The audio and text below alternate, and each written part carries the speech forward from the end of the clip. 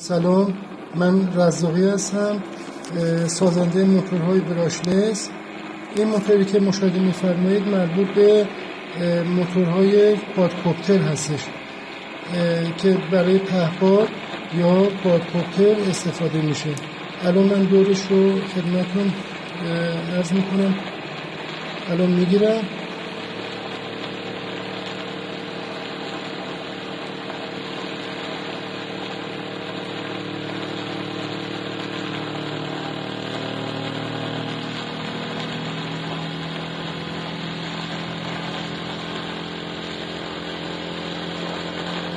بسیار. الان دور موتور 25,000 دور.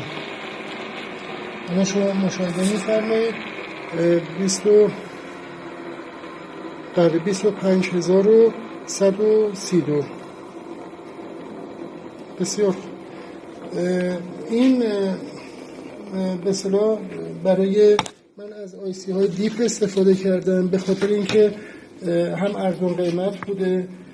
شما میتونید از آیسی های SMD استفاده کنید برای به اصطلاح پروژه های بالاتر.